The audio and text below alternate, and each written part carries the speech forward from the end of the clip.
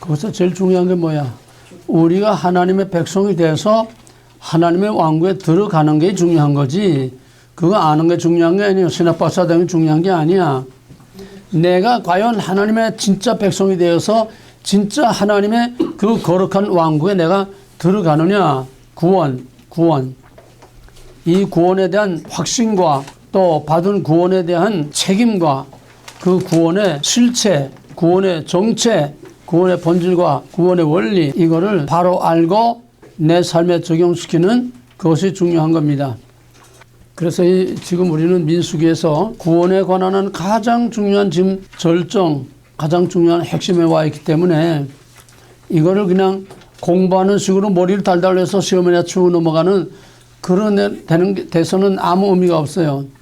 내가 여기서 구원의 문제에 관한 확신과 실제적으로 뿌리를 뽑아서 내가 받은 구원이 어떤 것이며 또 어떻게 해서 구원받는다고 하는 것을 정확하게 알고 구원의 확신을 갖는 것이 무엇보다 중요해. 구원의 확신. 이것 때문에 구원파가 생기는 거야. 구원받아서 하고 역수를 쿡 찌르면 끽소리 못해. 받은 것 같기도 하고 안 받은 것 같기도 하고. 이론적으로 말로 들은 거는 구원받았는데 내게는 구원의 확신이 없어. 구원의 증거가 없어. 자신 있게 말할 수 없어. 그러니까 다 구원파에 끌려가는 거야. 그런다고도 구원에 대한 확신이 없다고 하면은 이거는 문제입니다. 그러니까 이번 기회에 구원은 배워서 하는 건 아니야. 그러나 우리가 받은 구원을 확실하게 알기 위해서는 배워야 되는 것이고 또 우리가 구원을 확신이 없으면은 그 구원의 확신, 구원을 어떻게 받으며 받은 구원이 무엇인가 하는 것을 확실히 알아서 저도 여기 있는 사람들은 조금 더 우물우물하지 않고 확실한 구원의 확신과 구원의 증거를 가지고 있어야 됩니다. 그럼 구원의 증거가 뭐예요? 구원받은 증거가 뭐예요? 성화. 내가 주님을 영접하기 전과 영접한 후에 속사람, 겉사람, 모든 어령심사, 라이프 스타일이 변화됐느냐 안 되느냐. 그 변화라는 거는 하나의 터닝 포인트가 물론 확실하게 있어야 되지만은 그건 점진적으로 우리 죽을 때까지 변화되는 거기 때문에 변화의 정도에는 또 변화의 속도에는 천태만상이지만은 그러나 분명한 것은 뭔가 변화되어 가는 과정과 증거가 있어야 된다. 생명 있는 것과 생명 없는 것의 차이, 산 것과 준 것의 차이는 생명의 변화가 있느냐 없느냐야. 변화는 두 가지야. 마이너스 변화는 점점 썩어가는 거야. 점점 부패하고 썩어 파괴돼 가는 거야. 생명의 변화는 플러스 자꾸 자라가야 돼. 그래서 파스칼은 정지는 곧 죽음이다. 스톱. 그건 파스칼이 말을 잘못했어. 스톱된 상태가 없어. 이 세상에는 천하만물 천하만사는 가만 고정되어 있는 게 없어. 발전적으로 성장을 하든 변화가 되든지 아니면 태블에서 마이너스로 자꾸 부패하고 타락하든지 끊임없이 변하는 거지 고정되어 있는 건 아무것도 없어. 바위돌이 가만히 있는 게 아니에요. 산이 가만히 있는 게 아니에요. 모든 우주 만물 모든 건 다 변해.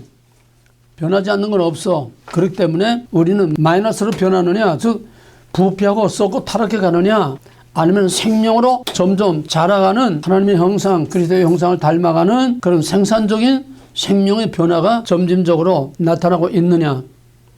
꾸준히 조금씩이라도 뭔가 달라지는 게 있어야지 이 고정돼 있으면은 그거는 고정돼 있는 게 아니라 계속 부패하고 썩고 타락하는 거야. 우리가 구원받은 증거는 애적으로는 삶의 변화, 내적으로는 내 속사람의 변화. 애적으로 삶의 변화는 누구나 보고 다 알 수 있도록 나타나는 거야. 그거는 나를 이전에 알던 사람과 요즘 나를 본 사람이 내가 변화됐다는 거를 그 사람들 입으로 말할 수 있어야 돼. 그 말을 들을 수 있어야 돼. 또 요즘 변화되고 가고 있다고 하는 거, 야, 너 요즘 이상하다. 이런 걸 모르는 사람들은 이상하게 변화되든 뭐하든 변화되든 변화된다는 말이 다른 사람들 입으로 나와야 돼.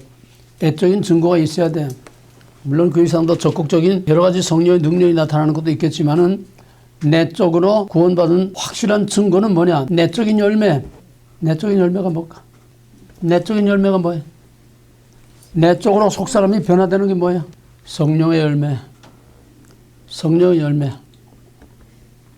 사랑하지 못하던 사람이 내 안에 사랑이 깃들게 되고, 화평하지 못하던 사람이 맨날 부딪히고 그냥 치고받고 치닥거닥 그냥 하던 사람이 내 안에 평화가, 화평이 오고 평화가 오고, 그냥 오락부락 그냥 성질대로 나오던 사람들이 절제, 온유, 성령의 9가지 열매, 내적인 열매가 내 안에서 점진적으로 자꾸 계속 자라가고 나타나야 그게 진짜 구원받은 거예요.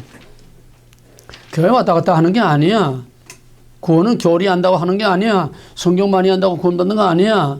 예배 열심히 드리고 뭐 열심히 헌금 갖다 바치고 열심히 일하고 아니야. 구원이라는 건 하나님과 나와의 관계고, 이거는 복사람과 겉사람이 하나님과의 관계가 바로 됨으로써 거기에 따라서 바른 삶으로 하나님이 원하는 사람으로 변화되는 거예요. Not to do, not to know, to be.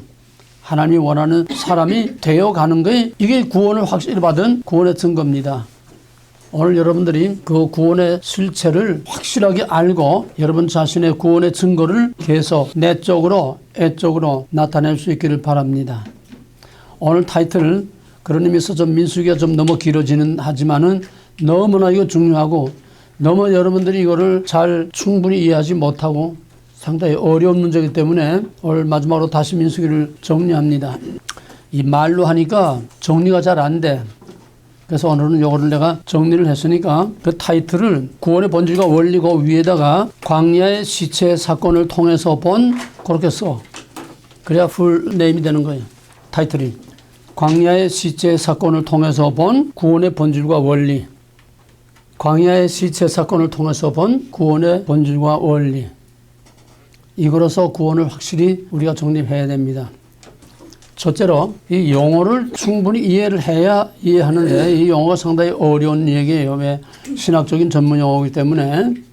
여기서 이제 나오는 대표적인 용어가 중생, 성화, 견인, 세 가지 신학적인 중요한 용어인데, 이거를 정리하면은 중생이란 뭐냐? 중생이란 구원의 서정에서 말하는 중생하고 구원이라는 개념에서 말하는 중생하고 중생의 개념이 다르다고 그랬어요. 그걸 구별을 할 수 있어야 돼. 구원의 서정에서 말하는 건 아주 좁은 의미예요. 또 일반적으로 말하는 중생이라는 건 그냥 구원이라는 그런 개념에서 우리가 중생이라고 말하는 겁니다. 여기서 말하는 중생은 물론 그 구원을 말하는 겁니다. 그러면 그건 뭐냐? 중생이라는 regeneration, 예수를 믿음으로 그리스도 안에서 새 생명으로 다시 태어나는 것. 예수를 믿음으로 내 옛사람이 죽고 죄와 사망과 마귀에 사로잡혀 살던, 마귀의 자식으로 살던 그런 옛사람이 죽고, 또 다른 주제로 말하면은 자기 의를 따라 살던 자기 의에 대해서 죽고 하나님의 의에 대해서 사는 거. 이건 뭐 얼마 여러 가지로 말할 수 있어요. 그걸 여러 가지 우리가 배운 수많은 용어를 다 말할 수 있어야 중생이라는 개념이 전부가 다 나오는 겁니다. 이렇게 말하는 저렇게 마찬가지야. 자기 의를 따라 살던 삶을 I'm not okay, you're okay, 하나님의 의를 따라서 사는 새로운 삶으로 변화되는 거. 옛사람에 대해서 죽고 새 사람에 대해서 다시 태어나는 거. 로마서 6장의 바울의 말대로 하면은 예수와 함께 죽어서 장사 지낸 바 되고 예수의 부활과 연합해서 새 생명으로 다시 사는 거. 그게 중생이고 세례고 구원이고 결국 다 같은 얘기예요. 이거를 우리가 사건을 보게 되면은 애굽에 종살이 하던 가운데서 애굽에서 탈출해 나온 거, 그게 중생이죠. 그죠? 형태상으로 보면은 애굽에서 탈출해 나오는 거, 영적으로 보면은 죄와 마귀와 사망에서 탈출해 오는 거, 하나님과의 관계로 보면은 자기 의를 따라서 하나님의 주권을 무시하고 자기 의를 따라서 살던 자가 자기 의를 버리고 하나님의 의를 믿음으로 구원받는 거. 무엇을 전제로 하느냐에 따라서 중세라는 말도 여러 가지 대답이 나올 수 있습니다. 그러나 대답과 방법은 여러 가지라도 결과는 마찬가지예요. 하나님과 나와의 바른 관계가 되는 거예요. 바른 관계로 서는 거, 탕자가 돌아오는 거, 바른 관계가 되는 거예요. 그러니까 어떤 방법으로 말을 하든 간에, 표현이 어떻게 다르든 간에 본질을 확실히 알면은 구원이 뭔지 우리가 확실히 알 수 있어요. 그 다음에 성화란 뭐냐? 성화란 sanctification, 이거는 하나님의 백성답게 거룩한 삶으로 변화되는 거. 하나님의 백성답게 거룩한 삶으로 변화되는 거. 중생과 성화의 차이는 뭐냐? 중생과 성화의 차이는 중생은 순간적, 찰나적, 칭의, 중생, 찰나적, 순간적, 단회적, 성화는 점진적입니다. 가시적인 형태와 사건으로 말하면은 중생은 애굽에서 나오는 거야. 한 번, 애굽에서 나오는 게 한 번이지 두 번, 세 번 반복될 수가 없어요. 애굽에서 나오는 게 단번에 되는 거지 점진적으로 될 수가 없어. 그러나 성화는 민수기, 과정을 통해서 점진적으로 계속 변화돼 가는 것이 성화입니다. 중생은 단회적, 찰나적, 순간적, 성화는 점진적, 계속적. 그리고 견인이란 뭐냐? 견인이란 이미 받은 구원을 끝까지 붙들고 나가는 겁니다. 이미 받은 구원을 끝까지 붙들고 나가는 거. 말을 바꾸면은 이미 받은 구원에 대한 언약에 대한 책임을 끝까지 감당하고 나가는 거. 또 조금 말을 바꾸면은 이미 받은 구원에 대한 하나님의 주권, 백성, 언약으로서의 책임을, 믿음을 끝까지 지키고 나가는 거. 쉽게 말하면 견인이라는 거는 하나님의 언약을 끝까지 지키는 거야. 주권, 백성, 언약 끝까지 지키는 거야. 여기는 두 가지가 있다고 그랬어요. 하나는 성도의 견인, 성도의 견인, 구원받은 우리들의 견인. 이건 믿음의 인내라고 이렇게 말하면 이해가 좀 쉬워요. 받은 구원에 대해서 그 믿음을 끝까지 지키는 것. 믿음을 끝까지 지킨다는 것은 하나님의 주권자 되심과 그의 언약과 그의 백성으로서의 거룩을 끝까지 지키는 거예요. 견인은 뭐냐? 끝까지 참고 견디는 거야. 한자 그대로 해석하면 참고 견디는 거야. 세상에서는 고진감래 그냥 끝까지 참고 견디면은 죽음에도 볕들 날이 있다. 좋은 날이 올 것이다. 이런 운명론이 아니라 필연론. 저녁에서 아침 반드시 하나님의 구원이 완성될 때가 온다고 하는 새하늘과 새 땅에 그날이 온다고 하는 확실한 약속에 대한 확신과 믿음을 가지고 참는 거지. 그냥 괜히 막연하게 끙끙거리고 그냥 참는 게 아니라는 거야. 저녁에서 아침. 거기에 견인의 원리가 있는 겁니다.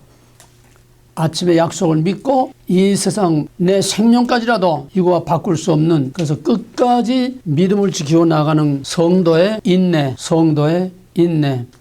또 하나는 인간은 실패할 수밖에 없는 인간이야. 인간의 인내는 한계가 있어.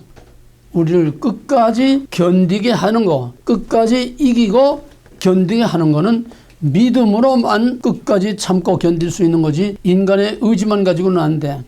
그래서 우리로 끝까지 참고 견디게 하시는 이는 하나님이시고, 그 다음에는 하나님의 인내, 하나님의 오래 참으신 하나님의 인내. 우리가 민수기에서 보는 두 가지입니다. 민수기에서 하나님께서 이 백성을 다 진멸하리라, 출애굽기에서 금송아지 사건으로 진멸하리라. 그러나 그 백성을 버리지 않고 끝까지 하나님께서 참고 견딤으로 그 백성을 가나안 땅까지 인도하신 하나님의 길이 참으심.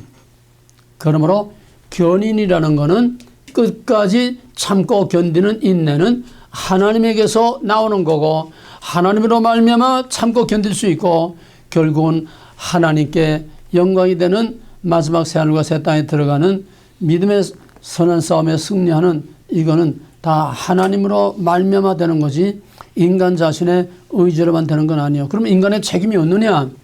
끝까지 참고 견딜 책임이 없느냐? 하나님이 하셔도 끝까지 참고 견디는 우리의 인내의 믿음이 없으면은 광야 시체가 되는 것밖에 없죠. 그러니까 왜냐? 여기에서는 중생과 성화와 견인의 문제는 뭐냐 하면, 중생은 믿음으로 하나님의 의를 믿음으로 은혜로 받는 거예요. 선행하는 은혜입니다. 선행하는 은혜. 성화는 뭐냐? 이미 받은 은혜에 따라서 선행하는 은혜에 대한 당연한 책임입니다. 당연한 반응이고 받은 은혜에 대한 책임이요. 여기 항상 아주 미묘한 건 뭐냐 하면은, 성화를 잘못 알고 잘못 강조하면은 바로 행위구원으로 오해되기가 쉽다는 겁니다. 이거 딜레마예요. 이거 리스크예요. 항상 성화를 아무리 강조해도 부족하지만은, 그러나 이거를 잘못 이해하면은 행위구원으로 오해되기가 쉽다는 거예요. 그러면 성화와 행위구원의 차이는 뭡니까? 성화와 행위구원의 차이는 뭐예요? 언약. 책임. 뭐라? 책임. 힘? 책임이야. 성화와 행위구원은 성화는 선행하는 은혜에 대한 책임이야. 이해가 되겠어요? 성화는 이미 선행하는 받은 은혜에 대한 받은 구원에 대한 책임이야. 그러면 행위구원은 뭡니까? 행위구원은 구원을 못 받아서 그러니까 책임이 없어. 구원 받기 위한 수단이 행위구원이야. 행위구원은 못 받은 구원을 받으려고 하는 게 행위구원이야. 성화는 이미 받은 구원에 대한 책임. 좀 쉽게 말하면은 율법을 지킴으로 구원을 받느냐, 구원을 받았기 때문에 율법을 지키느냐 같은 말이야. 어느 거예요? 뭐가 선행돼? 뭐가 선행해? 구원이 선행돼. 구원을 받았기 때문에 거기에 대한 책임으로서 율법이라고 하는 성화의 책임이 따라오는 거다. 이건 행위구원이 아니야. 행위구원은 뭐냐? 율법을 지켰기 때문에 구원을 받는 것이 행위구원입니다. 행위가 선행하고 구원이 뒤에 따라오는 게 행위구원이에요. 구원이 선행하고 행위가 뒤에 따라오는 것은 성화하고 행위가 선행하고 구원이 뒤에 따라오는 것은 행위구원입니다. 구별되겠어 확실히? 이런 걸 확실히 구별 못하면은 누구한테 질문 받을 때 어리멍멍해가지고 대답도 못하고 더더구나 이단들은 철저하게 다 교육과 훈련된 사람들입니다. 여호와의 증인 같은 거 따다다닥 따지고 들어와. 대답도 못하고 뻥해.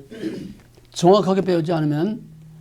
그러니까 중생, 성화, 견인 이 세 가지는 구원에서 가장 중요한 단어들이니까 중생은 선행하는 은혜로 하나님을 의를 믿음으로 구원을 받는 순간적, 찰나적, 단회적 사건이고 또 하나는 천상적, 법정적 사건이야. 중생이라는 거는 또 영적인 구원이야. 중생이라는 거는 단회적, 찰나적, 천상적, 법정적, 영적인 구원이다. 영적인 구원. 여기다가 선을 딱 그어놔야 돼. 중생의 한계가 뭐냐? 영적인 구원이라는 거예요. 영적으로만 구원받은 거라는 거예요. 이 한계 선을 딱 그어놔야 돼. 거기에 뭐가 따라붙어야 되느냐? 육체 구원이 따라와야 되잖아. 그것이 바로 성화가 따라와야 천상적 구원으로만 되는 게 아니고 영적 구원으로만 되는 게 아니라 우리의 육체까지 구원받아야 영혼과 육체가 결합된 완전한 인격체로서 구원받는 전인격적인 구원이 이게 진짜 구원이야. 그럼 여러분들은 지금 중생을 했어? 중생 했어? 안 했어? 중생 했어? 안 했어? 했어요. 그거 봐. 대답들을 확실히 못하잖아. 중생을 했어? 못 했어? 했어요. 확실해? 네. 다 중생 했어? 네. 그럼 그 다음에 남은 게 뭐예요? 성화. 중생한테 대한 선행하는 은혜에 대한 책임. 그럼 여러분들은 구원을 어떤 구원 받았어? 영적 구원. 영적으로만 구원받은 거야. 아직 우리는 구원을 완전히 완성 못했어. 여기서 문제가 오는 겁니다. 오늘 한국교회의 문제가 뭐냐면 구원받았다면 우린 다 그거로 그냥 finish, perfect, 다 끝난 구원을 완전한 구원 다 받은 줄 알아. 그러니까 노선에서 젊어서 그냥 별짓 다 하고 돌아가는 거야. 우린 구원 다 받은 게 아니야. 영적으로만 받았어. 천상적으로만 받았어. 아직 구원이 완성된 게 아니야. 이게 이제 뒤에 나오는 문제들 지난번 2번, 3번 계속 반복한 문제가 바로 이거야. 구원에 대한 걸 우리가 확실하게 알아야 돼. 우리는 천상적, 법정적, 영적으로만 받은 거지. 우리는 아직 구원의 이 과정을 가고 있는 거야. 이해가 되겠어요? 그러니까 우리는 출애굽만 했지 가나안 땅에 들어간 게 아니라는 거야. 쉽게 말하면은. 그래서 출애굽, 민수기, 레위기 이게 중요한 거야. 그래서 중생, 단회적, 순간적, 천상적, 법정적, 영적 구원 그 증거로 우리의 과정이 와야 돼. 과정. 애굽에서 나왔으면은 하나님의 백성된 여기는 이제 중간에 시내산 언약이 있는 거죠. 여기다 합한 거야. 중생이라면 시내산 언약까지 합한 거야. 너는 내 백성, 나는 너 하나님 칭의. 그것까지 합해서 구원 중생으로 우리가 보는 겁니다. 그러면 그다음부터는 이제 시내산을 출발해서 약속의 땅까지 들어가는 과정이 있어야 돼. 이 과정이 성화라는 거야. 이 과정이 구원을 완성하는 거라는 거야. 문제는 거기에서 나오는 문제가 견인이라고 하는 성화와 견인이라고 하는 문제가 중생에 대한 중생에 따르는 후속 조치로 따라오는 겁니다. 이해가 되겠어요? 시내산에서 출발해서 약속의 땅까지 들어갈 때의 과정, 그 과정에서 성화, 그 과정에서 인내, 끝까지 믿음으로 참고 견디는 성화와 인내는 같이 가는 거예요. 성화, 인내 분리될 수 없어. 성화와 견인 분리될 수가 없어요. 분리되면은 성화가 가다가 깨지는 거야. 성화와 견인은 분리될 수가 없어요. 끝까지 참고 견디는 믿음으로 끝까지 어떤 불신이, 어떤 손실과 어떤 내 손해를 불문하고 끝까지 참고 견딜 수 있는 바로 그 성화라는 것은 견인의 믿음의 바탕에서 성화가 나오는 거지. 견인의 끝까지 참고 견디는 그 믿음이 없이는 성화가 갈 수 없어. 가다 뒤집히고 가다 뒤집히고. 이게 어지러운 신앙이야. 끝까지 가긴 가는데 그냥 요란스럽게 자꾸 뒤집히고 또 뒤집히고 해. 성화와 견인은 분리될 수 없는 하나다. 또 중생과 성화는 분리될 수 없는 하나다. 중생, 성화, 견인은 분리될 수 없는 하나다. 이것도 조금 뭐하긴 하지만은 삼일체 교리대로 서로 분리될 수 없어. 분리될 수 없어. 중생, 성화, 견인. 이 개념 하나하나 확실히 이제 정리됐어요? 중생은 뭐고, 성화는 뭐고, 견인은 뭔지. 네. 이젠 정확하게 다 정리됐어요? 더 이상은 구원에 관한 어리멍멍 해가지고 그냥 머리 아파서 이런 거 없어야 돼. 딱딱 정리가 돼야 돼. 중생, 성화, 견인. 이 용어를 정확하게 파악을 하고 상호 같은 게 뭐며 다른 거 뭐냐. 분리될 수 없는 하나다. 그러니까 구별되되 비분리. 구별은 되지만은 셋이 하나가 돼야 완전한 구원이 되는 거지. 중생, 성화, 견인이 따로따로 돌면은 이거는 온전한 구원이 이루어질 수 없다고 하는 거.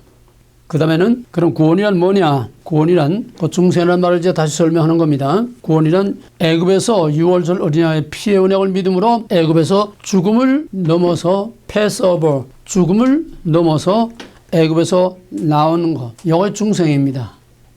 그건 구원의 시작이에요. 출애굽은 구원의 시작이지 그 자체가 구원이 아니야. 이걸 신약적으로 적용시키면은 유월절 어린 양은 뭐예요? 예수죠. 예수 그리스도의 십자가의 피의 언약을 믿음으로 애굽에서 나오는 게 아니라 죄와 사망과 마귀의 권세에서 나오는 영적인 출애굽. 영적인 출애굽이 예수 믿고 구원받는 중생이라는 거야. 똑같아. 출애굽 또 예수 믿고 구원받는 거. 육체적이냐 영적이냐 그 차이가. 거기서 탈출해 나오는 건 똑같은 중생이야. 그건 구원의 시작이지 구원의 완성이 아니라는 거야. 오늘날 견인결의만 철저같이 믿는 어느 한국교회는 그것이 구원의 전부자라. 예수 믿으면 구원 다 된 건 줄 알아. 여기에서 지금 어떻게 정리할 수 없는 혼란과 신앙의 타락이 맹점과 허점이 여기서 나오는 거야. 이게 보통 문제가 아니야. 그러면 구원은 뭐냐? 출애굽해서 약속의 땅에까지 들어가는 것이 구원이야. 앞에서 말한 중생만 아니라 애굽에서 나오는 것만 아니라 예수 믿고 천상적, 법정적, 영적인 칭의, 의롭다 인정받는 것만이 아니라 그거는 시작일 뿐이고 그거는 하나의 약속일 뿐이고 결국은 전 인격적으로 영혼과 육체가 완전한 인격체로서 영원한 삶과 새 땅에 들어가는 약속의 땅에 들어가야 그게 진짜 구원이 되는 거야. 그러니까 바울이 두려워 떨림으로 너희 구원을 이루라고 그런 거야. 또 너희가 이미 받은 구원에 합당한 삶을 살아라. 중생에 따르는 성화의 삶을 살라. 그래서 바울의 교리 서신들은 반드시 중생교리, 구원론인 앞에 나오고 그 다음에는 구원받은 사람은 어둠의 자식처럼 살지 말고 빛의 자녀로서 빛의 자녀답게 살라는 거예요. 구원에 합당한 삶을 살라는 거예요. 즉 바울의 모든 교리 서신은 에베소, 골로새, 전부 이런 로마서 중요한 교리 서신들은 전부 구원론과 거기에 따르는 성화의 삶, 중생과 성화 이거를 하나로 항상 묶어서 말하지 구원만 따로 말하고 성화를 애면하는 그런 거 어디서 찾아볼 수가 없어요. 바울은 중생과 성화, 즉 구원이란 중생과 성화를 합한 전체 구원, 하나님의 약속의 땅까지 들어가는 것을 구원이라고 봤다는 거예요. 근데 오늘날 견인교리만 믿는 이 교리주의자들은 애굽에서 나온 거, 예수 믿고 구원받은 거 마치 이것이 구원 다 이미 받은 줄로 알고 이제는 할 일이 없으니까 허튼 짓들만 하고 있다는 거. 이 허점과 맹점을 우리는 여기서 깨뜨려버리고 그 선을 끊어버리고 우리는 올바른 구원관을 정립하고 확립해야 됩니다. 그래야 올바른 신앙이 따라오고 올바른 신앙 삶이 따라오는 거예요. 왜? 중생교리로서 끝나면은 성화가 없기 때문에 성화라는 거는 그냥 다 도덕적인 해피, 웰빙, 그밖에 안 돼. 지금 도덕적으로 교회에서 모든 도덕적인 설교, 윤리적인 설교, 이래저래 하는 거, 그거는 성화가 아니야. 그건 중생에 따르는 책임이 아니야. 그냥 너희가 행복하게 살기 위해서 서로 사랑하고 용서하고 서로 하나가 되려는 거지, 도덕적인 이야기지. 중생의 연장이 아닌 거는 도덕이지 성화가 아니야. 성화는 중생의 증거로서 중생의 상태가 계속되는 거야. 뭔 소리인지 알겠어요? 중생한 상태가 계속되는 거야. 중생으로 딱 끝나는 게 아니야. 이게 오늘 한국교회는 중생으로 끝난 거로 알아. 아까 이례적, 단회적, 찰나족이라고 했지만은 이거는 끝난 게 아니라 한 번뿐이지만은 그거는 계속되는 거라는 거야. 쉽게 말하면은 결혼, 뭐 요즘은 뭐 꼴백 번도 하지만은 그거는 이제 더 개차반이고 진짜 결혼은 평생 한 번 하는 거죠. 단회적이야. 순간적이야. 한 번이야. 법적이야. 그러나 그거는 한 번 했다고 끝나는 게 아니라 단회적이고 한 번으로 끝나주면은 그 결혼한 상태가 중생의 상태가 계속되는 거예요. 이게 결혼이지. 그렇죠? 중생한 상태가 계속되는 거예요. 이게 진짜 중생이라는 거야. 근데 요즘 한국교회는 전부 애굽에서 나온 거, 예수 믿고 죄와 사망에서 나온 거, 천상적, 법정적, 영적인 이거이 구원의 전부인 것처럼 이렇게 말하고 있기 때문에 그 다음에는 목표가 없고 방향이 없고 책임이 없고 그냥 제 멋대로 종교적인 신흥이나 하면서 이걸 바로 세우지 못하면 우리가 바른 신앙, 바른 믿음, 바른 삶, 바른 하나님의 백성이 될 수가 없고 그 약속의 땅에 들어갈 수 없어. 이 보통 중요한 게 아니야. 확실하게 알아야 돼.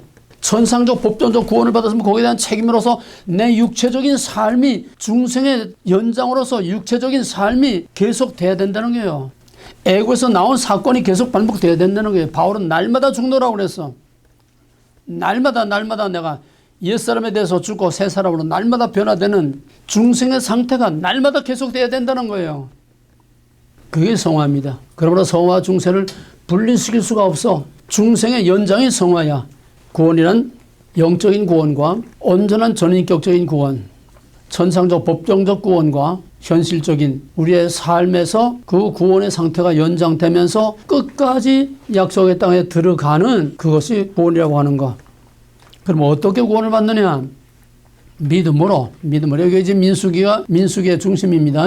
왜 애굽에서 나온 사람들이 다 중생했는데 이해가 되겠어요? 애굽에서 나온 사람들이 교리적으로 말하면은 중생했는데 왜 가나안 땅에 못 들어갔느냐 이거야. 왜 못 들어갔어? 애굽에서 나온 사람들이 중생했는데 왜 가나안 땅에 못 들어갔어? 불신. 중생교리로 말하면은 중생의 상태가 계속되지 못해서 성화가 따라오지 못했다는 거야. 그 증거로서 들어가지 못했다는 거는 첫째는 믿음이 없었다는 거야. 믿음. 여호수아 갈렙은 들어갈 수 있다. 근데 저들은 눈에 보이는 것만 보고서 못 들어간다. 하나님의 주권, 언약, 거룩을 믿지를 않았어. 불신. 여기서 그걸 다시 다 반복할 수는 없어요. 구원은 오직 믿음으로 들어간다. 그러나 민수기의 큰 주제는 두 가지. 민수기의 큰 주제 두 가지는 뭐라고? 뭐와 뭐? 너희도 구원은 오직 믿음으로. 민수기 전체의 큰 주제. 너희도 그거는 그 중에 한 부분이고. 구원은 민수기 전체의 큰 주제는 뭐지? 실패하는 실패할 수밖에 없는 어쩔 수 없는 인간. 그 다음에 거기에 대한 대답이 그럼에도 불구하고 하나님의 의로 끝까지 여기 하나님의 견인이 있는 거야. 저들을 포기하고 버리지 않고 그럼에도 불구하고 가도 끝이 없는 패역한 그 백성을 어쩔 수 없는 그 백성들을 그래도 끝까지 포기하지 않고 끝까지 하나님의 오래 참으심으로 길이 참으심으로 그 백성을 약속의 땅까지 이끌고 들어가신 하나님의 의. 언제나 전 성경은 하나님의 의를 드러내는 거야. Who God is. 그것 때문에 우리가 희망이 있고 그것 때문에 하나님을 믿을 수 있는 거예요. 우리의 성화만 가지고 구원받는다면 이건 보통 문제가 아니야. 우리의 성화 가지고 구원받을 수 없어. 그건 행위 구원이 되는 거야. 우리는 오직 어떻게 구원받아? 믿음으로. 뭘 믿어? 주권 언약으로. 또 그걸 하나로 묶으면은 뭘 믿음으로 구원받아? 하나님의 의. 하나님의 의를 믿음으로 하나님으로부터 의롭다 인정함을 받게 되는 거야.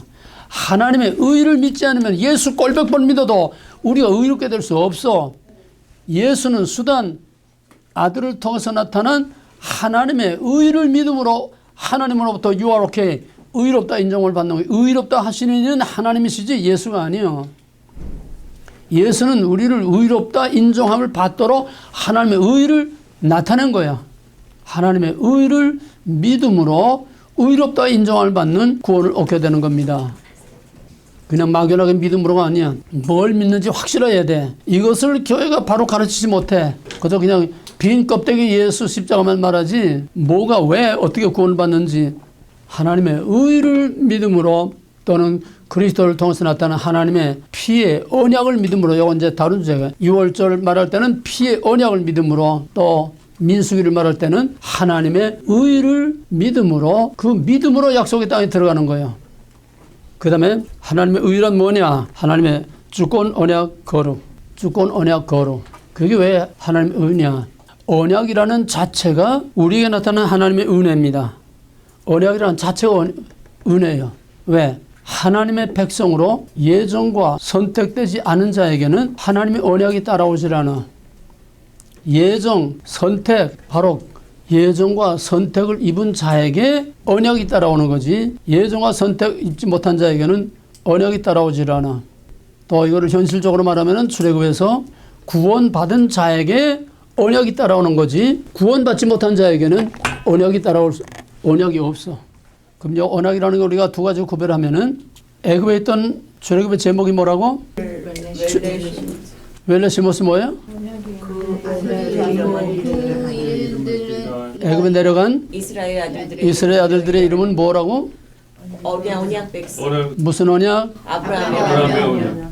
그러니까 애굽에 400년 동안 종살이하는 그들에게는 아브라함을 통해서 주신 이미 예정과 선택의 은혜를 입은 자들이야. 애굽에 내려간 자, 애굽에 있는 그 400년 노예 생활한 자들은 아브라함의 언약 안에서 예정과 선택과 언약을 약속을 받은 자야. 이게 15장에 쪼개는 언약 아니야? 4대 만에 이 땅으로 돌아오게 하겠다. 예정, 선택, 언약이 주어져서 그들에게는 이거는 사건 이전에 성부 하나님께서 예정과 선택과 언약을 주신 겁니다. 그 언약에 따라서 출애굽해서 그 다음에 시내산에서 그들과 직접 언약을 맺었어요. 이거는 우리의 구원 사건이 있기 이전에 예정과 선택과 언약 이거는 창세 전입니다. 이해가 되겠어요? 애굽의 그 백성들이 낳기 전에 아브라함과 언약인 것처럼 우리가 있기 전에 창세전에 하나님께서 우리를 예정하시고 선택하시고 선택된 자에게 하나님의 백성 삼으시기로 약속한 거예요. 이거는 선행하는 하나님의 은혜입니다. 이해가 되겠어요? 그러나 때가 참에 하나님께서 그 백성들을 애굽에서 이끌어낸 것처럼 때가 참에 하나님께서 우리를 애굽의 6월절 어린 양 대신에 하나님의 아들 어린 양의 피 언약을 믿음으로 우리를 구원하신 겁니다. 그래서 나는 너의 하나님, 너희는 내 백성. 이거는 예정 안에서 나타난 하나님의 구원이 여기서 이제 확정됨으로써 여기에는 이제 완전히 구원을 했기 때문에 예정과 선택과 약속이 아니라 이제는 구원받아서 너희는 내 백성, 나는 너의 하나님 됐기 때문에 거기에 따르는 책임이 부과되는 거예요. 예정과 선택과 약속은 내 밖에서 일어난 사건이야. 나는 몰라. 내가 나기도 전에 창세전 그러니까 예정과 선택과 언약에 대해서는 내가 책임이 없어 몰라 그렇잖아요. 창세전에 하나님 다 이루신 거기 때문에 그러나 이것이 현실적으로 아들을 통해서 나타난 하나님의 의를 믿음으로 애굽에서 나오고 죄와 사망에서 나왔으면은 그 다음에는 직접 하나님과 나는 너의 하나님 너희는 내 백성 바울의 말하면 물 가운데 세례를 받고 거기서 하나님의 백성 된 것을 교회에서 공식으로 선포를 하고 하나님의 백성이 되면은 거기에 따르는 실질적인 책임이 따라와. 그게 언약이야. 그게 언약이야. 예정과 선택 언약은 나와 맺은 언약이 하나님 혼자서 작정한 거지.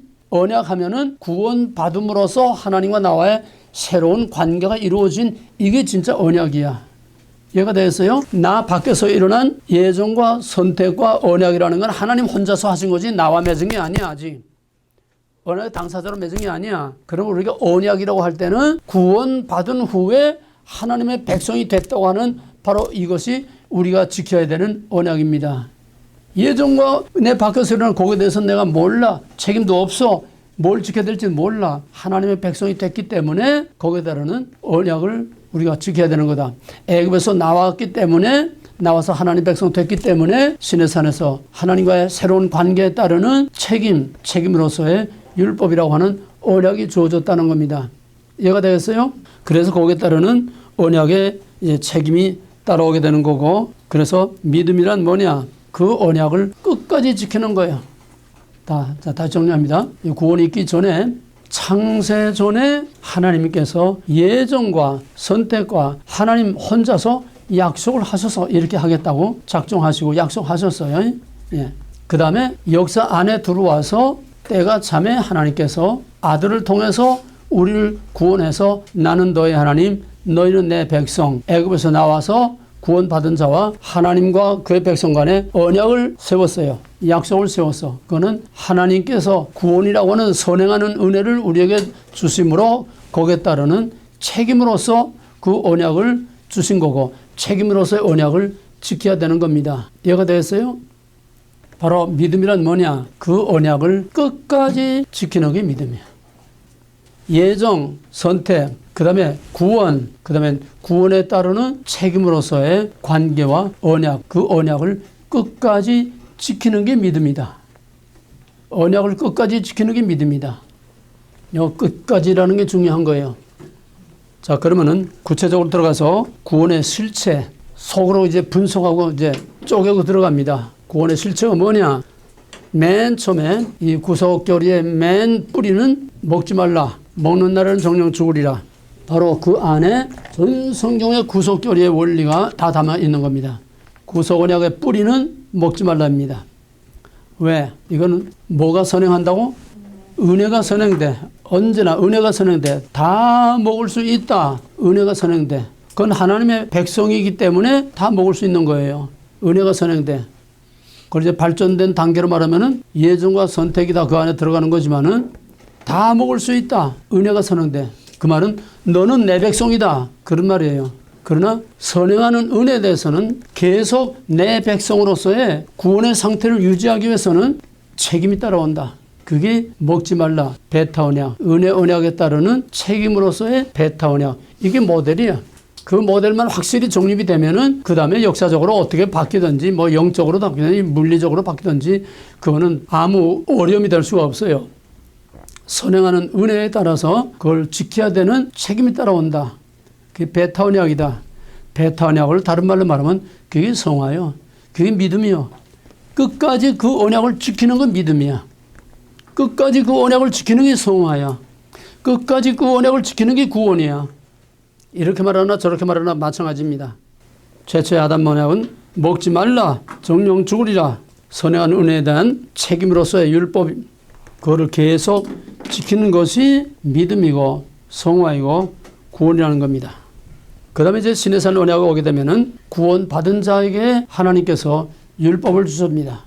구원 받은 자에게 하나님께서 율법을 주셨어요.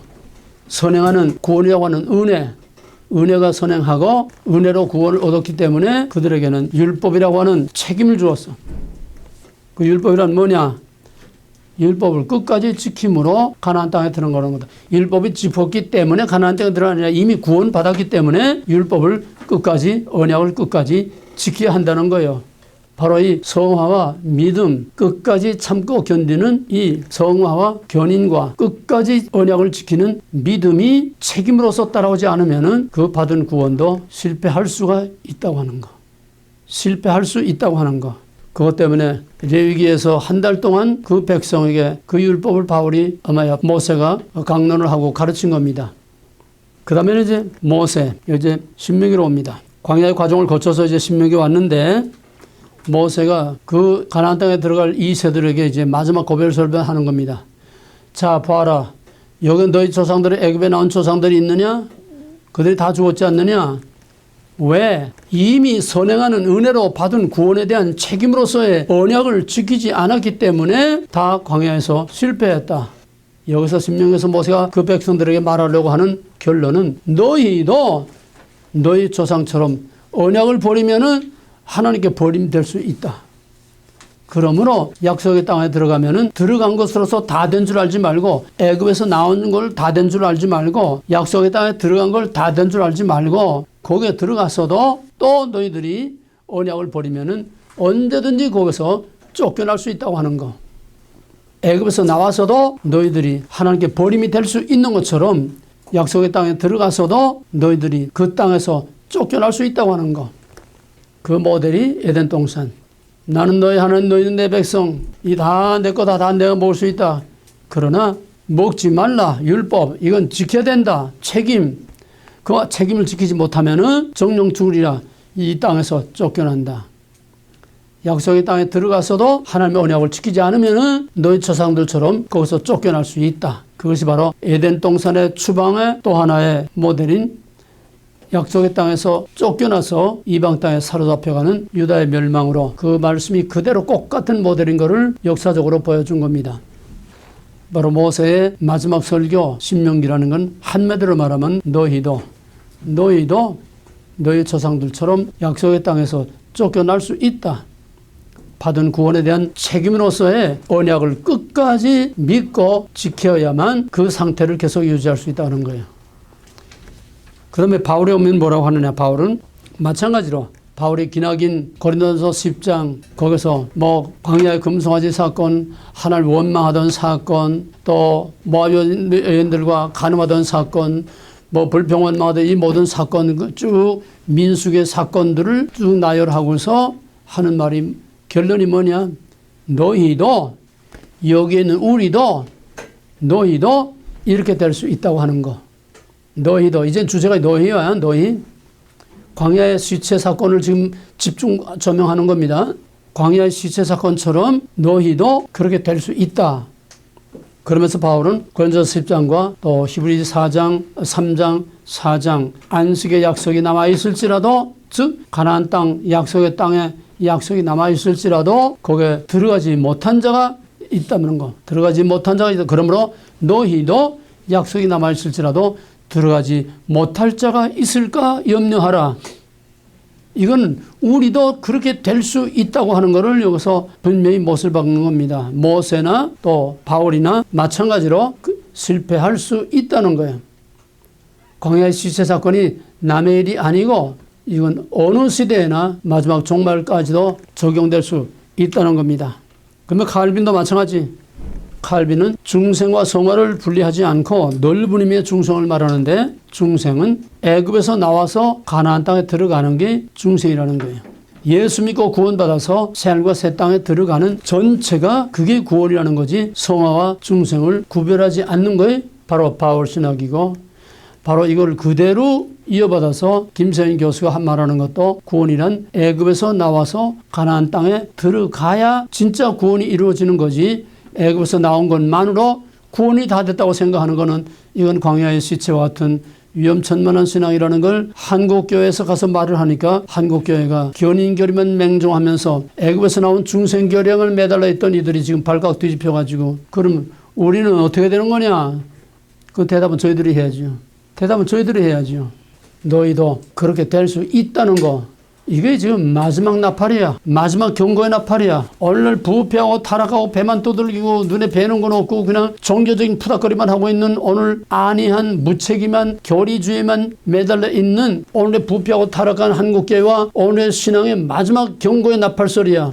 너희도 그렇게 될 수 있다. 모세가 신명기에서 그 백성들에게 마지막 경고를 하는 너희도 그렇게 될 수 있다. 이게 바로 너희도 이렇게 될 수 있다는 게 이게 이 시대에 대한 마지막 경고의 나팔이야. 너무 안이하게 깊은 잠에 빠져서 너무 아도는 습격으로 자기에게 유리하게만 전부 해석해가지고 제배만 두드리고 오늘 여기에 귀를 기울여야 돼. 여기서 우리의 신앙이 바로 정립이 돼서야 약속의 땅에 들어가지. 그렇지 않으면 너희도 광야 시체와 될 수 있다는 거예요. 그 두란노는 뭐냐? 두란노는 지금까지 내가 말하는 거는 다 표현의 방법만 다르지 다 결국은 같은 얘기인데 나는 중생 없는 성화 없는 중생은 가짜라는 거예요. 중생의 연장, 중생의 증거로서의 성화의 삶이 따라오는 것이 이게 다 묶어서 하나의 구원이 되는 거지 중생 없는 성화 없는 구원은 이건 가짜라는 겁니다. 그러면 중생 없는 성화는 뭐냐? 이건 단순한 윤리, 도덕. 성화 없는 중생은 이건 단순한 교리주의. 성화와 중생은 분리될 수 없고 분리시킬 수가 없는 겁니다. 하나예요. 바울이 말한 거나 칼빈이 말한 거나 내가 말한 거나 김생 교수가 말하는 거나 결론은 뭐냐? 애굽에서 가나안 이 전체가 구원이라는 거예요. 전체가 중생이라는 거예요. 이해가 되겠어요? 중생, 성화 두 용어를 사용하는 자체가 자꾸 이분법적인 혼란이 오는 거야. 중생과 성화라는 두 용어가 따로따로 돌면은 이거는 오늘 같은 이 허점 맹점이 되고 광야 시체 사건이 되는 겁니다.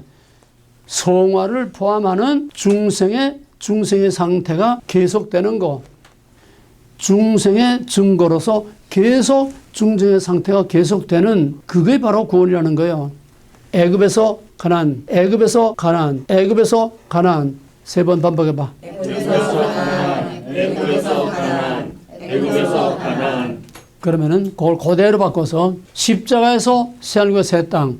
십자가에서 새하늘과 새 땅. 십자가에서 새하늘과 새 땅. 십자가에서 새하늘과 새 땅. 그러면 대답은 다 나온 거예요. 그럼 뭐냐? 예수 십자가를 믿는 믿음으로 구원으로 다 된 게 아니라 그건 시작이야. 시작이야. 스타트. 애굽에서 나오는 건 스타트야. 거기서부터 약속의 땅에 들어갈 때까지 믿음의 선한 싸움을 싸우고 거기서 성화와 견인이 거기서 절대적으로 필요한 거고 그 과정에서 실패하면은 광야의 시체가 될 수 있다는 거예요. 이제 정리가 됐어요? 그러면 이제 구원의 본질과 원리, 구원의 본질과 원리는 거기에 대한 대답은 바로 레위기에서 그 원리와 본질의 대답을 찾아야 됩니다. 레위기라는 타이틀이 뭐예요? 레위기의 제목이 와이크라란 그리고 그가 부르셨다. And he called. 누구를 어디서 불러? 하나님이 어디서? 어디서? 그냥 성막? 지성소가 뭐예요? 지성소가 뭐예요? 하나님 임재하시는 것. 하나님이 어디에서 불러? 지성소가 뭐예요? 하나님 임재. 원어로 지성소가 뭐냐고. 미드바르. 다바르. 드비르. 자, 그럼 세 단어 다. 단어 세 개.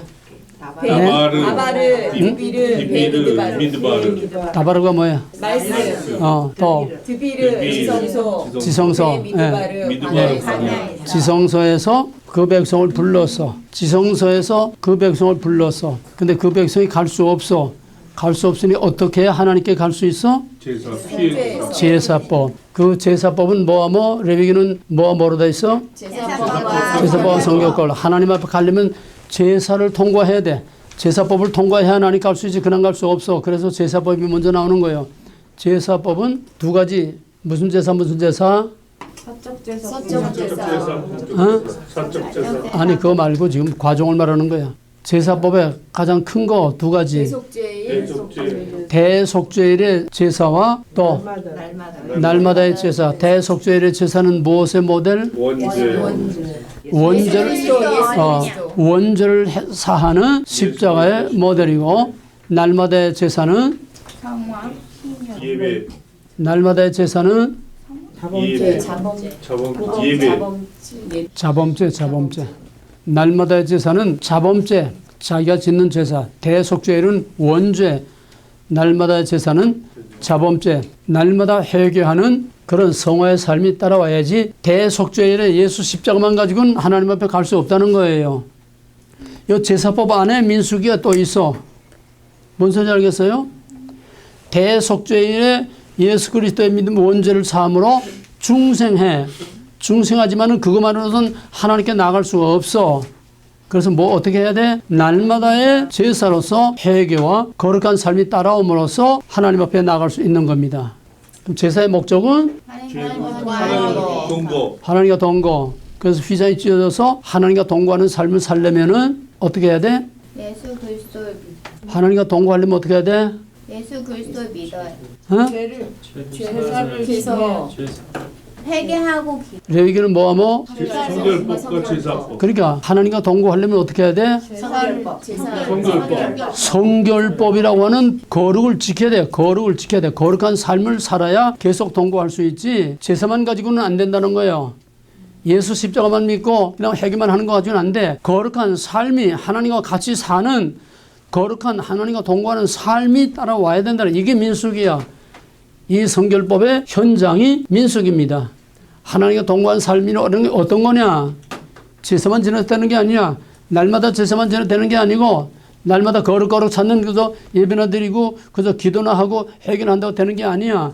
거룩한 삶이 하나님과 같이 사는 삶이 같이 가야 가나안 땅까지 들어갈 수 있다는 거야. 이 구속결의 핵심은 레위기입니다. 레위기의 제사법의 두 가지와 또 하나 성결법. 레위기가 아니고는 온전한 구원을 우리가 어디서도 그 모델을 찾아볼 수가 없어요. 구원의 본질과 원리는 레위기입니다. 민수기는 바로 그 레위기의 성결법에 연장된 삶의 현장 테스트. 그래서 신명기 8장 2절에 오게 되면은 모세가 그 백성들이 뭐라 하면 왜 민수기라는 광야의 40년이 왜 필요했느냐? 거기에 대한 모세의 대답은 너희를 테스트해보기 위해서다.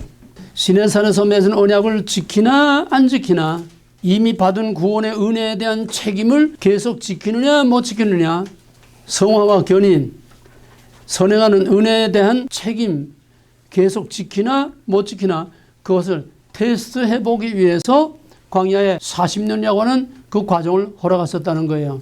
그런 의미에서 우리는 지금 하나님의 테스트 케이스에 올라와 있는 민수기의 광야의 생활을 지금 하고 있는 겁니다.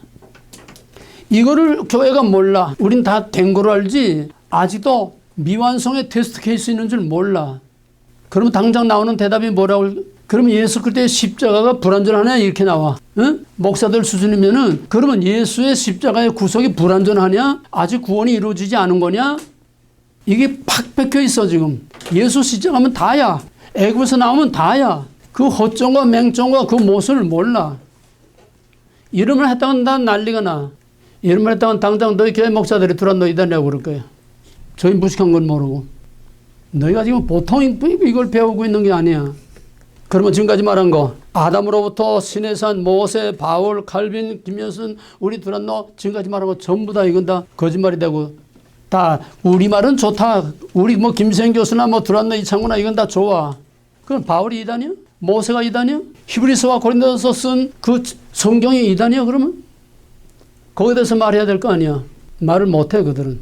출애굽으로 다 되는 거고 예수 십자가로 다 되는 거고 이거를 우리가 판바꾸지 못하면은 우리 자신의 구원이 온전히 이루어질 수 없을 뿐만 아니라 구원 받을 수 있는 사람들까지 다 지옥으로 끌고 가는 거예요. 이게 못된 목자예요. 이게 제배만 불리는 못된 목자. 예레미야 23장, 에스겔 34장에 있는 못된 목자들. 이제는 내가 정신을 똑바로 차려서 내 구원을 내가 온전히 이루어야지 누구 쳐다보고 목사 쳐다보고 뭐 교회 쳐다보고 구원 받을 줄 생각하지 말어. 전부 삼천포로 다 흘러나가. 정신을 똑바로 차려서 이미 우리가 받은 구원을 확실하게 붙들고 끝까지 그 구원을 지키고 붙들고 나가야 그 구원이 완성되는 겁니다. 구원은 지금 완성된 게 아니야. 끝난 게 아니야. 이제 스타트 했을 뿐이고 너희도 두 가지 가능성을 갖고 있는 광야의 길을 우리가 지금 가고 있는 민수기의 과정이 있는 겁니다. 결론적으로 말하면 민수기는 실패할 수밖에 없는 인간. 그럼에도 불구하고 우리의 의를 보지 않고 하나님의 의로 우리를 끝까지 약속의 땅까지 인도하신다고 하는 하나님의 의. 이게 민수기의 결정적인 마지막 결론. 이게 바로 복음이야. 그런 의미에서 민수기는 복음입니다. 그런 의미에서 민수기는 복음이야. 자, 그러면 민수기는 이 정도로 끝내고 오늘 신명기 서론. 이스라엘 백성들은 시내산에서 언약을 맺고 또 성막 앞에서 한 달 동안 그 언약을 백성들에게 가르치는 레위기. 레위기가 다 끝나면은 그 다음에 이제 민수기 10장부터는 이제 출발해서 다 텐트를 걷어가지고 여호와의 영광이 이제 떠오릅니다. 출발합니다. 그래서 불과 한 10여일 만에 가데스 바네아에 도착합니다. 가데스 바네아에 도착해서 거기서 정탐꾼이 들어왔다가 이제 나와서 우리 못 들어간다 하니까 하루를 1년으로 잡아서 40년 동안 너희 못 들어간다고 하던 사람들이 여기서 다 죽을 때까지 40년 동안 광야를 두루 헤매야 된다. 그래서 광야에서 새로 태어난 2세, 광야의 시체 9세대는 뭐고 광야에서 새로 태어난 새 세대는 뭐라고 그랬지? 예돈약 세오냐. 예돈약 세오냐. 여전히 세우냐?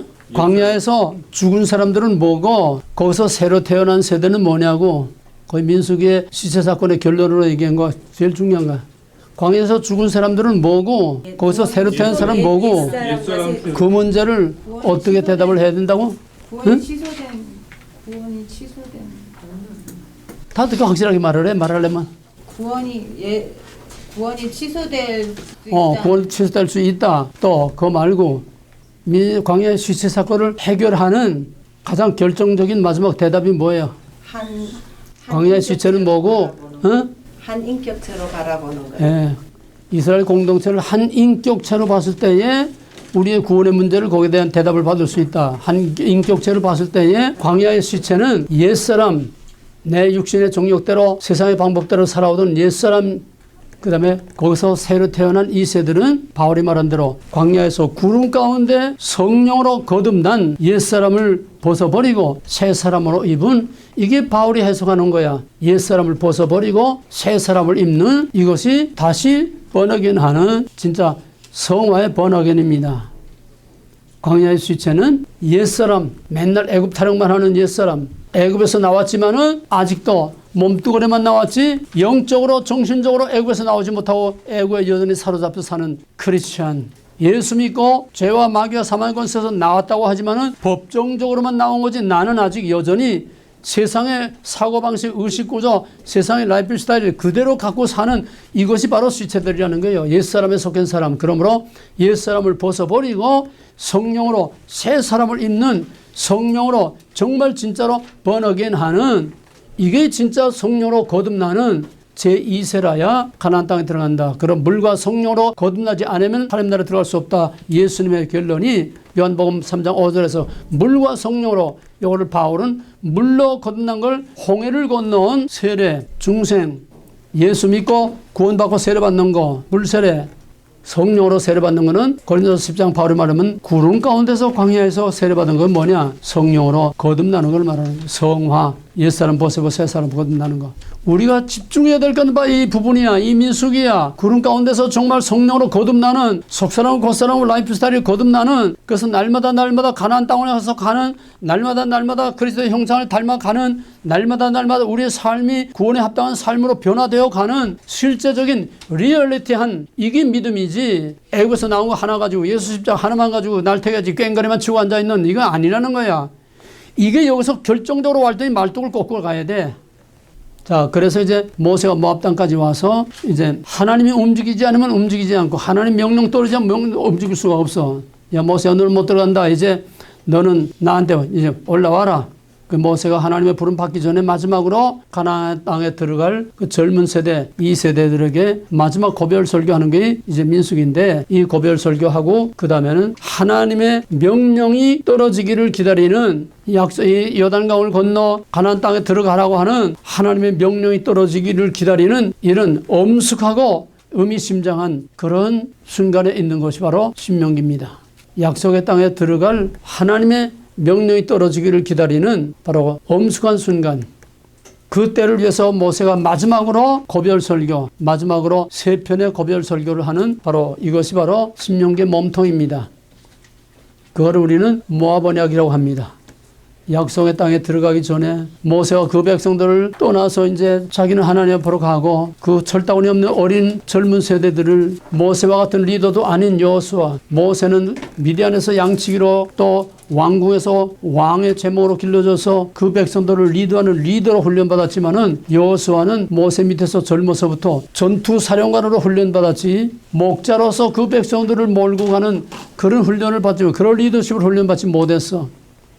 또 가나안 땅에 들어가면 상황이 달라. 광야에서는 잘했던 못했던 항상 성막 중심의 공동체 생활을 했어. 성막 중심, 하나님 중심, 모세 중심의 강력한 리더십을 가지고 성전 중심, 성막 중심의 그런 공동체 생활을 했는데, 가나안 땅에 들어가면 환경이 달라져.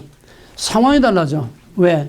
이제는 성전 중심 생활을 할 수가 없어. 성전 중심 다시 말하면 중앙 집권제의 그런 강력한 통치 아래 살 수가 없어. 다 지파별로 다 분산돼서 나가야 되니까 상황이 달라져. 그런 상황에 대해서 어떻게 대비해야 될 거냐. 이건 신앙밖에 없다는 거예요. 하나님이 어디에 있든지, 성전이 옆에 있든지 없든지, 성전 제사를 지내든지 안 지내든지 언제나 하나님과 맺은 언약을 지키는 그거밖에는 이제 없다는 거야. 이제는 강력한 중심의 리더가 없어. 강력한 중심의 구심점이 없어. 성전이하고는 중심점이 없어. 다 뿔뿔이 흩어져. 여기서 이제 사사기 혼란이 오는 겁니다. 그걸 내다보고서 그거를 지탱할 수 있는 가장 중요한 핵심은 하나님의 언약을 각자가 지키는 거다. 하나님의 언약을 각자가 지키는 거다. 그래서 마지막 모압에서 시내산에서 맺은 언약을 모압 땅의 2세들에게, 시내산에서 맺은 1세들과 맺은 언약을, 시내산의 언약을 모르는 2세들에게 다시 재교육하는 것이 신명기입니다. 그래서 세컨로 제2의 율법, 그 백성들에게 다시 율법을 재교육하는 것, 이것이 신명기요. 그것이 이제 세 편의 고별 설교로 된 신명기의 몸통이고, 신명기는 프롤로그, 에필로그, 맨 앞에 서론과 맨 마지막에 부록을 제외한 몸통은 세 편의 고별 설교가 정말 모세의 의미심장한 고별 설교. 그러면 신명기의 지금 시츄에이션이 어떤 시츄에이션이냐? 이젠 광야의 생활을 끝내고 이제는 요단강을 경계로 해서 이제 요단강을 경계로 해서 약속의 땅에 들어가기 직전에 있는 이런 상황. 그 상황은 바로 오늘 우리들이 바로 신명기의 상황이라는 겁니다.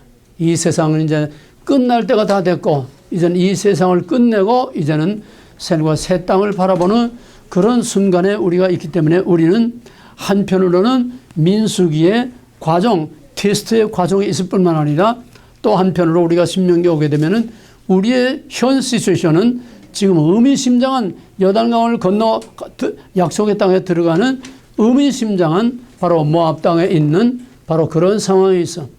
그러므로 신명기 모압 언약 모세가 마지막 고별 설교는 오늘 영원한 약속의 땅을 바라보는 우리들에게 마지막 신앙을 총정리하고 재정비하는 우리들에게 주는 의미심장한 메시지가 되는 것이고, 그런 의미에서 새하늘과 새 땅을 바라보는 마지막 남은 자들의 신앙을 위해서 주는 계시록이라고 할 수 있어요. 신명기는 바로 우리에게 주는 마지막 종말의 계시입니다.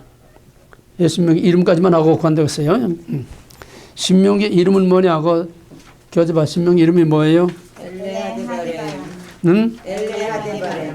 엘레 하데바림. 예, 모세오경은 계속해서 그 책의 첫 줄 또는 첫 단어, 그것이 그 책의 타이틀이고 그 책의 전체를 암시하는 그런 사인이라고 그랬습니다. 간판. 그럼 여기 엘레 하데바림, 그건 무슨 말이냐?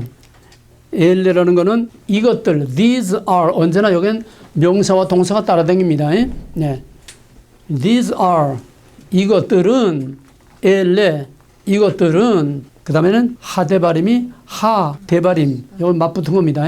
하는 뭐냐면 the, the, 정관사입니다. the, 정관사는 어떤 특정한 것을 지시하는, 또 고유한 것을 지시하는 것이 the 정관사지요.